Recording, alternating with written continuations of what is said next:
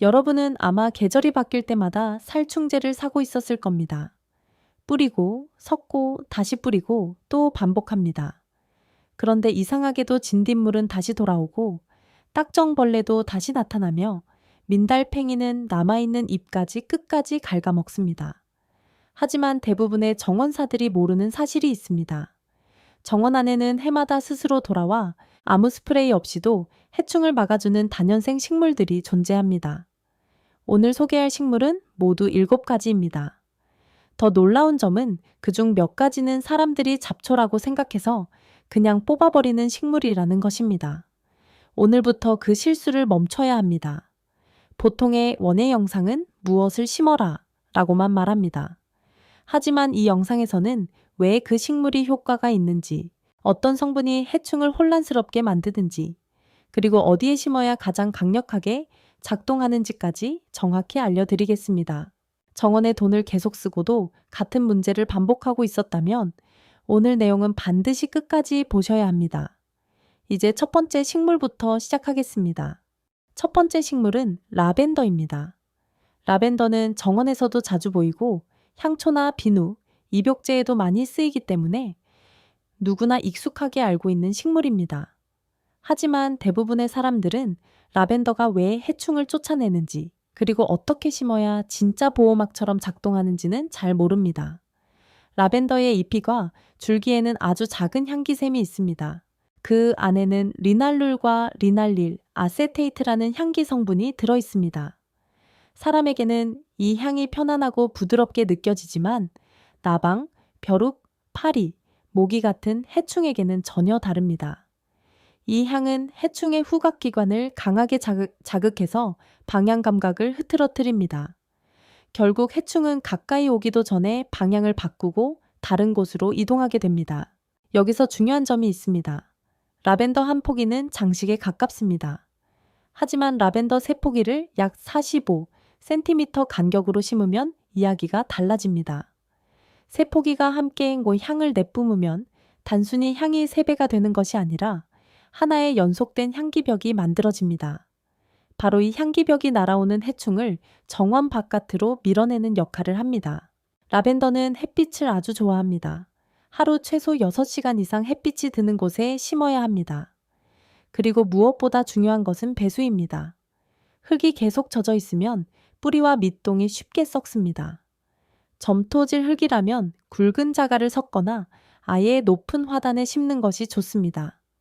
가장 좋은 위치는 장미 주변, 채소밭 가장자리, 현관 근처, 그리고 저녁마다 모기가 모이는 테라스 주변입니다. 두 번째 식물은 캣민트입니다. 캣민트는 캣잎과 가까운 식물이라서 고양이가 좋아하는 식물로만 생각하는 사람이 많습니다.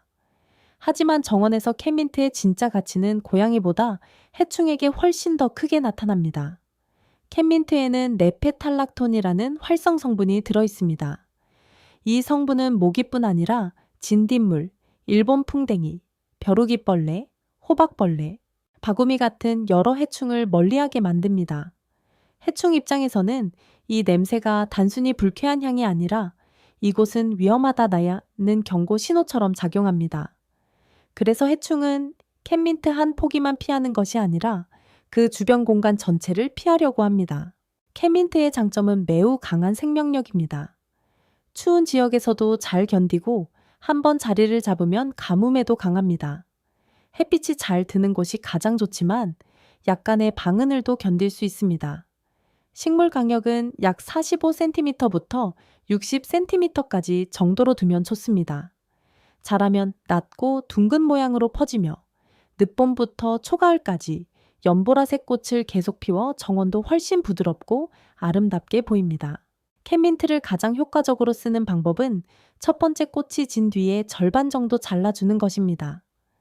많은 사람들이 이 과정을 놓치지만 이것이 핵심입니다. 이렇게 자르면 2에서 3주 안에 새잎과 새꽃이 다시 올라옵니다. 그리고 이 어린 새잎에는 해충을 쫓는 향기 성분이 더 강하게 들어있습니다. 채소밭 가장자리, 호박이나 단호박 주변, 그리고 사람이 자주 지나가는 길가에 심어보세요. 지나가며 잎을 스치기만 해도 향이 공기 중으로 퍼져 자연스럽게 해충을 밀어냅니다. 세 번째 식물은 서양토풀입니다. 서양토풀은 아주 오래전부터 사람들에게 사용되어 온 식물입니다. 하지만 정원에서 이 식물이 특별한 이유는 단순히 해충을 쫓아내기 때문만이 아닙니다. 서양토풀은 해충을 밀어내는 동시에 해충을 잡아먹는 유익한 곤충까지 정원 안으로 불러들입니다. 서양토풀의 가늘고 깃털 같은 잎에서는 캄퍼와 보르놀 같은 휘발성 성분이 나옵니다. 이 성분들은 공기 중으로 퍼지면서 진딧물이 싫어하는 향기 장벽을 만듭니다. 이것만으로도 충분히 가치가 있지만 서양토풀의 진짜 힘은 꽃에서 나타납니다. 서양토풀의 납작한 꽃송이는 기생벌, 꽃등에, 풀잠자리 같은 천적 곤충이 내려앉기 좋은 구조를 가지고 있습니다. 이 곤충들은 진딧물, 애벌레, 흰가루이, 유충 같은 해충을 잡아먹습니다. 특히 풀잠자리 유충은 짧은 기간 동안 많은 진딧물을 먹어 치울 수 있어 정원에서는 아주 강력한 아군이 됩니다. 즉, 서양토풀은 잎으로는 해충을 밀어내고 꽃으로는 천적을 불러들이는 이중 방어 식물입니다. 서양토풀은 생명력이 매우 강합니다. 가뭄, 척박한 흙, 온도 변화, 약간의 방치까지 잘 견딥니다. 오히려 비옥한 흙에서 너무 잘 키우면 줄기가 길고 약해지며 향기 성분도 줄어들 수 있습니다. 그래서 이 식물은 너무 많이 비료를 주지 않는 것이 좋습니다. 조금 거칠고 평범한 흙에서 자랄 때 더 단단하고 향도 강해집니다. 햇빛이 잘 드는 곳, 배수가 좋은 흙에 심고 포기 간격은 약 30에서 60cm 정도 두면 됩니다. 서양토풀은 땅 속줄기로 조금씩 번지기 때문에 너무 퍼지면 2에서 3년에 한 번 나누어 심어주면 됩니다. 가장 좋은 위치는 채소밭 내 귀퉁이와 네 번째 식물은 레몬밤입니다.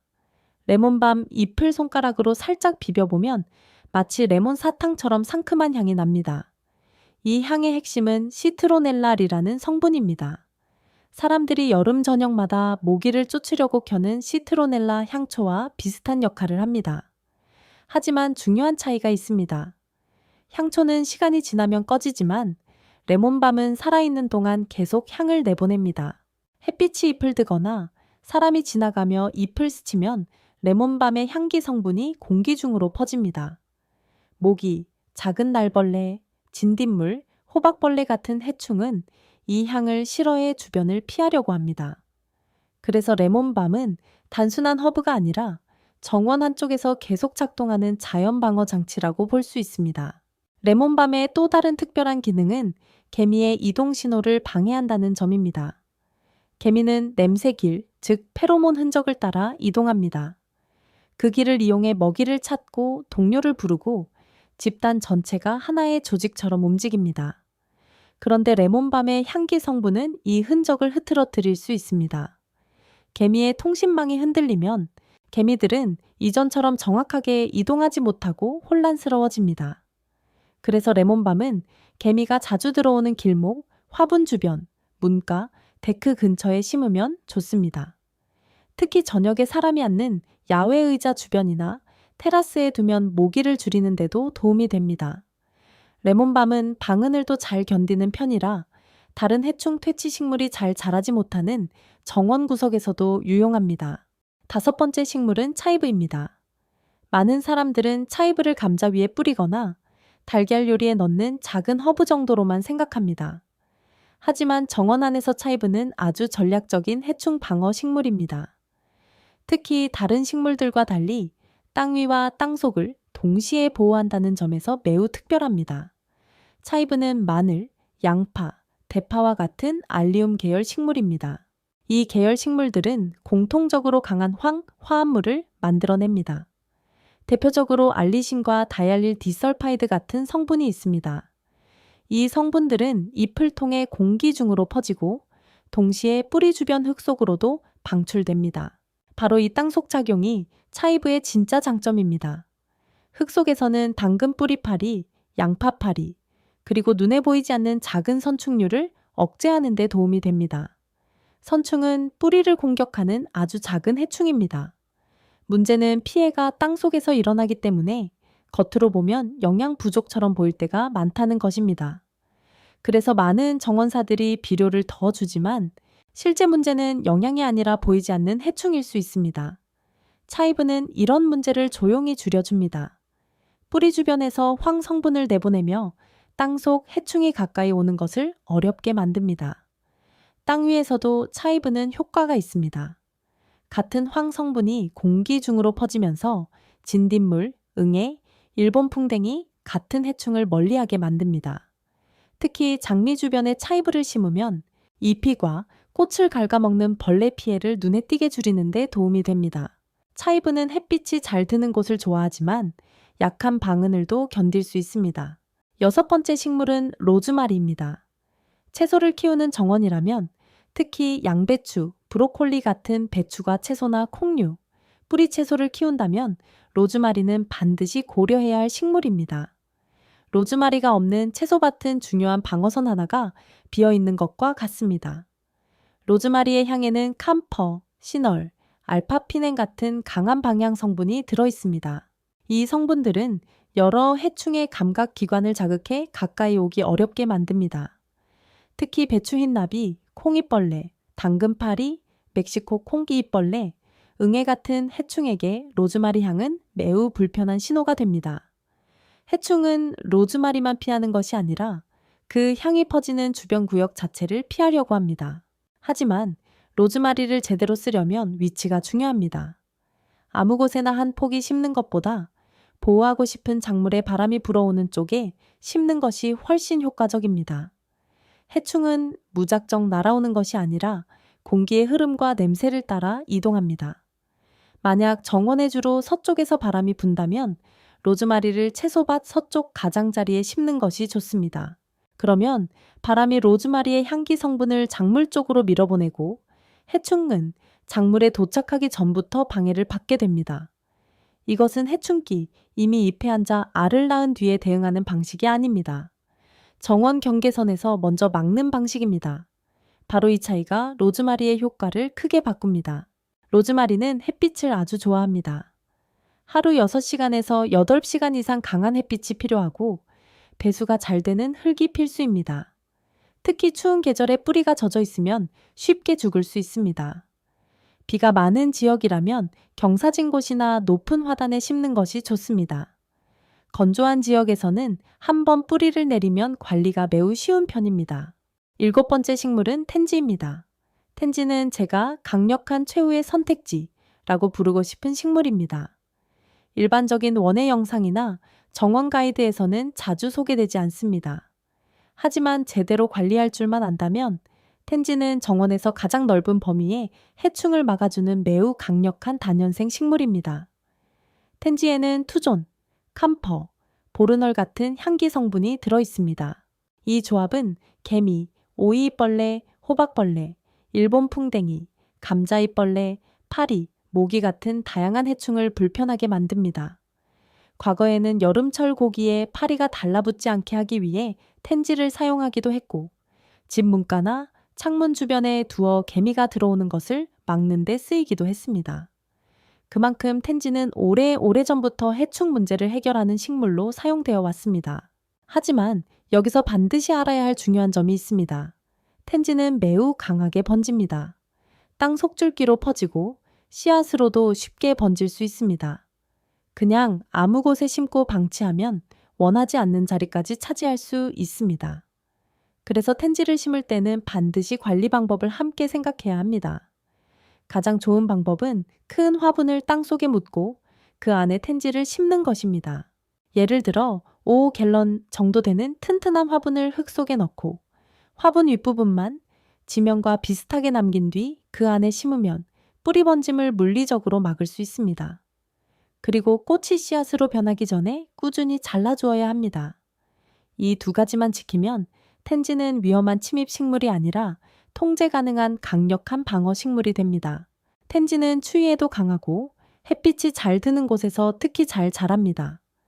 방은을도 어느 정도 견딜 수 있으며 비옥한 흙보다는 평범하거나 약간 척박한 흙에서 더 단단하게 자랍니다. 너무 비료를 많이 주면 키만 과하게 커지고 향기 성분은 약해질 수 있습니다. 이제 중요한 부분입니다. 오늘 소개한 7가지 식물은 각각 혼자서도 충분히 가치가 있습니다.